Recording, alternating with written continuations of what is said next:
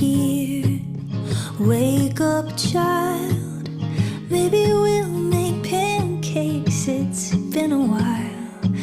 I hear your song and your little feet running down the stairs now to greet me.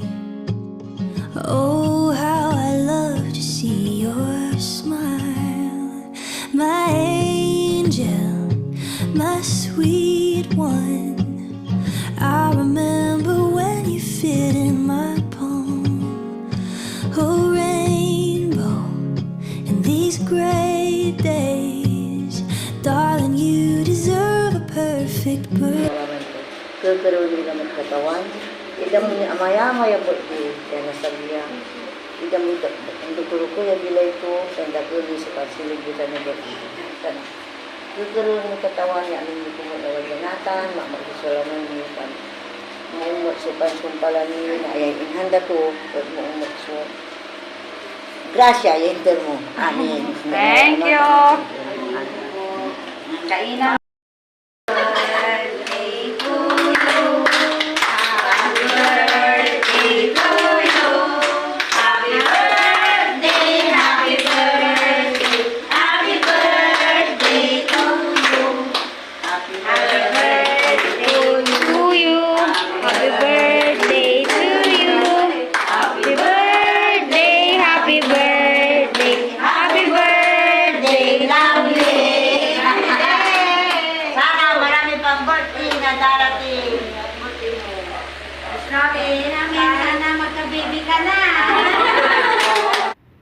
Hi guys! Ako nga pala si Panot, 11 taon ng OFW.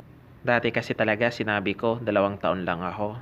Pero umabot na ako ng 11 taon. 11 taon na pala ako nung June 12 dito, 2023. 2012 pala dumaong na ako dito sa Saudi Arabia. Nagtatrabaho ako dito para makaipon dahil may pangarap ako. At dahil birthday nga po pala ni Mrs., ulitin ko po, LDR po pala kami since 2015 hanggang 2023. Every bakasyon lang po pala kami nagkikita. Pag nagbabakasyon ako, doon lang kami nagkikita. Balak ko nga po palang mag for good next year. Kasi gusto ko na rin magpahinga at syempre gusto ko na rin bumuo ng pamilya. Dahil birthday nga po pala ni Mrs., kaya ako yung nagvo-voice over ngayon. 29 years old na nga po pala si Mrs. at ako naman ay 25 years old. Oops, joke lang. At syempre, dahil birthday ni Mrs. ay hindi siya excited.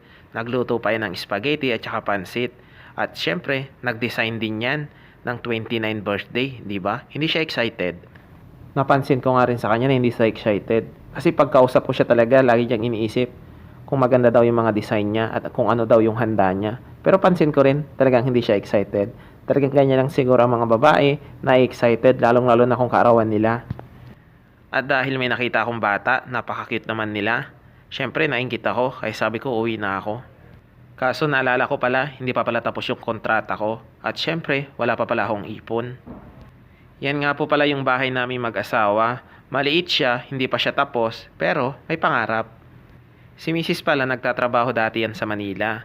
Kaso sabi ko magpahinga na lang siya. Syempre, para may tumira sa bahay, nagpagawa nga ng bahay, wala naman titira, kaya pinagpahinga ko na lang siya.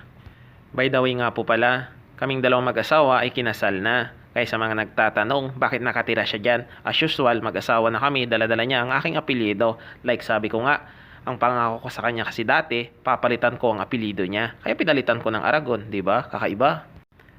By the way nga po pala, yung nakapula nga po pala ay kapatid niya nga po palang bunso. Ang pangalan niya nga po pala ay Jarmin. Isa sa mga tumulong sa pagluluto at pagdidekorasyon. Kaya maraming salamat. At syempre, maraming salamat sa Ballesteros family at Aragon family at saka Centino family at saka sa mga pumunta. Maraming salamat sa inyong lahat. Paalam!